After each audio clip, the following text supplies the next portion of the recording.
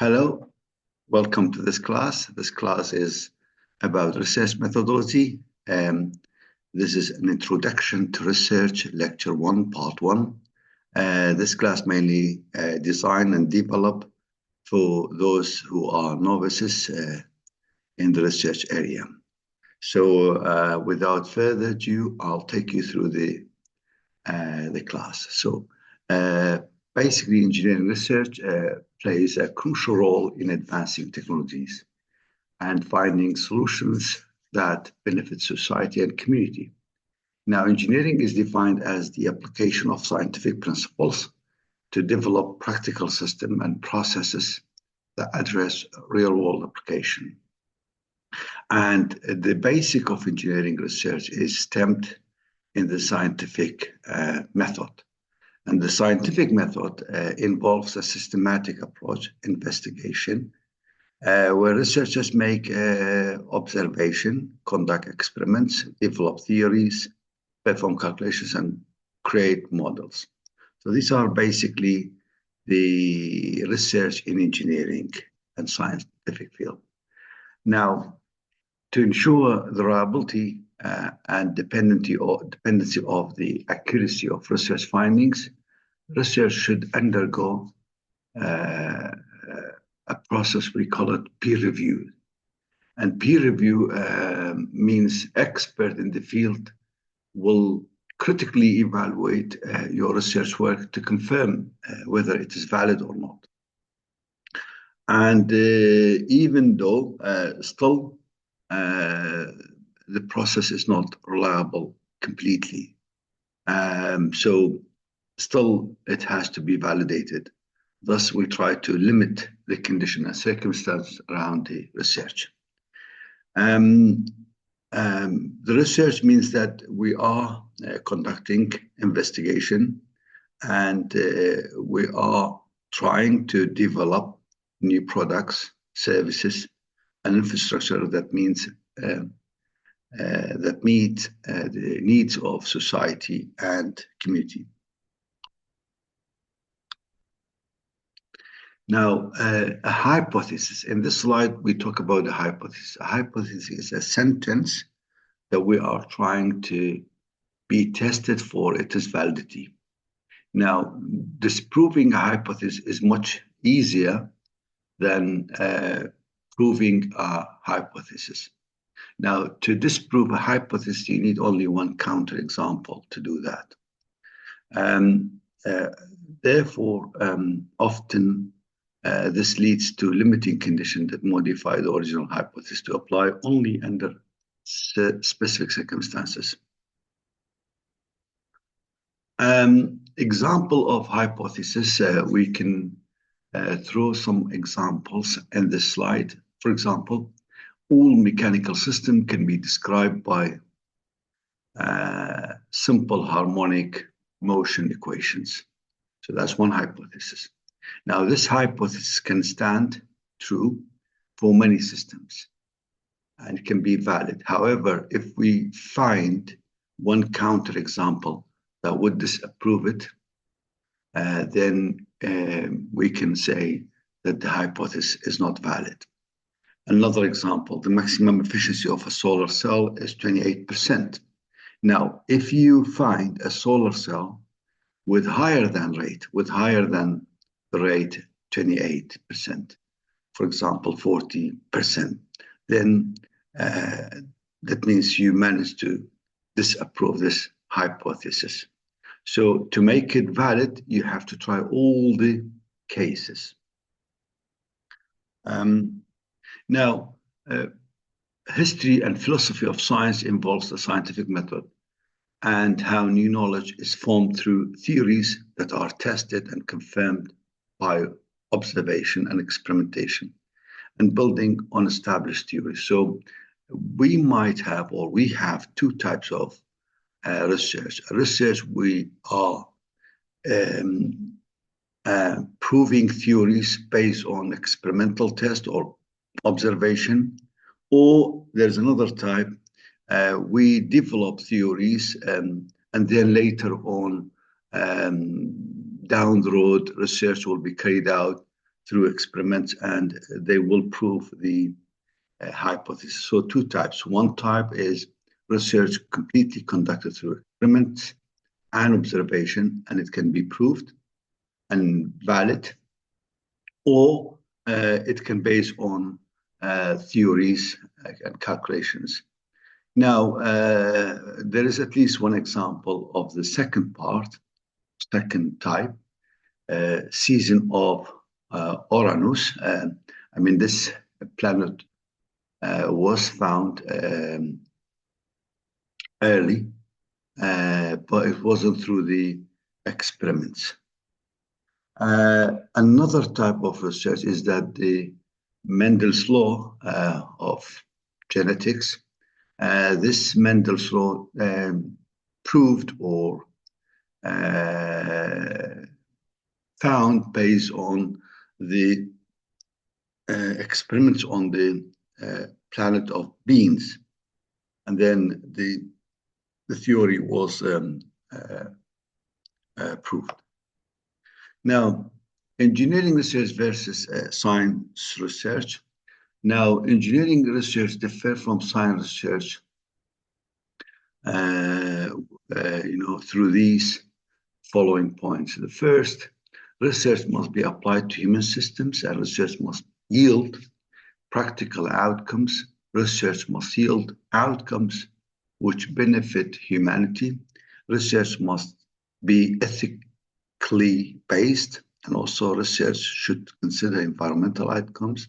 And research must be based on standard industry-based testing. Now, introduction to material research. We throw some research opportunities. For example, can we design a new material for road building instead of asphalt and concrete? This could be a good out-of-box thinking. We're trying to replace asphalt and concrete. This could be good because then asphalt and concrete always have some bad attributes. These are chemical attributes. They do not, we cannot recycle them. They are toxic. Can we find something that is recyclable and non-toxic to the environment instead of asphalt and concrete? That's one thing. Also, maybe we can think of research in hydrogen balloons in air transport. However, this has been, problem because lifting loads and they are impractical, not very safe, and it has storage challenges, and it has also limited speed. Now, research of scientific engineering research, there is a big overlap, often overlap. For example, medical sciences aims to enhance or improve human health and well-being. Engineers, by profession, they are engaging in scientific research to deal with practical implementation challenges. Now, there's also ethical consideration. There should be rules and regulations. There should be rules of conduct. There should be values for research. There should be research ethics. There should be moral principles and ethical practices. As we mentioned, that we need to adhere to ethical codes to guide us when we conduct research. And there should be also balance economic design with safety and reliability to benefit community and humanity and the environment. Research is not complete until findings are really peer-reviewed and published and shared by the public. So examples of some research that are done in military labs. These types of research cannot be considered as research because there is an element of secrecy in it. So research should be shared by public. Now, there are some research claims, but unsubstantial claims cannot be considered as a research. For example, claims about top secret US government research on unidentified fly objects. So these cannot be proved, cannot be validated. Many practices, for example, aromatherapy or water diving to improve health of human, these are not considered pure scientific research. Again, if we are trying to collect information from internet and some websites, these are also, some of them are not reliable, or most of them are not reliable, because if they are not peer-reviewed and being validated, then we cannot consider them under the criteria of research. Research should be original and should be published, and it has to be built on it, and it has to be used as a base knowledge or literature. This can be challenging due to increasing volume of published research. Now, we can build on previous research work. We can be inspired by previous contributors, scientists in the past. Again, research has to be based on literature or archival literature, so that we can build on the existing research and try to contribute to knowledge base. Research should be accepted by the community and respected by a global scholarly community. Research can be enhancement through applying techniques from one field to another.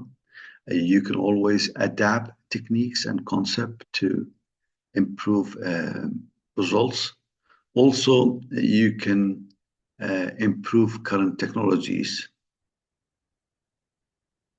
Now, research questions. A researcher should focus on a question, and at the end of the day, at the end of the conducting research, a researcher should address the question that designed at first time where he started to conduct the research. And the question helps determine the research methods and can lead to various research aims. So once you have a research question, we can create hypotheses, we can create, or we can find the gap or problem statement for the research, and then based on that one, we can design methods for the research and eventually get a contribution to the knowledge. Now, types of research could be why, how, when, what. For example, why did the wind turbine fail in 100 kilo per hour winds? To investigate, there are so many avenues. First, research past reports on turbine failures, or analyze wind condition during failure, conduct numerical modeling experiments, investigate potential fatigue and weaknesses, inspect other nearby wind turbines. Now, it could be also what is the effect on the strengthening of concrete when recycled concrete is used in the mix. Again, there are avenues to investigate this research question. How can the braking system of a railway carriage be self-activating when its velocity exceed a threshold value? So this one also could be investigated through avenues. When again, another example, importance of research literature or research review literature. Well, review literature will make sure to raise a research question, and from the research question, you can move on to objectives of the research. Again, the objective of research can be, we can root it, it can be stemmed from literature review, methods can be stemmed from literature review, results can be obtained from literature review, again, discussion. It's a cycle, and within each stage, there is a cycle back, or there's a backward and forward thinking and critical reviewing. Now, we need to avoid duplicate previous research work. We don't need to reinvent the wheel. Build on established finding, gain confidence and reliability. I mean, we can gain confidence when we study literature review. We gain also knowledge about not to duplicate research work and we can establish on existing research. Now, using multiple methods or multi-method, multi-method helps you to give you confidence and validity of results, and conclusion can be supported from different angles, different methods, different techniques. Always good to use more than one technique. I think I come to the conclusion for the first part of this class. The information that I have used, these two books to design this presentation. Thank you very much for listening, and hopefully I'll see you in the next class. Thank you.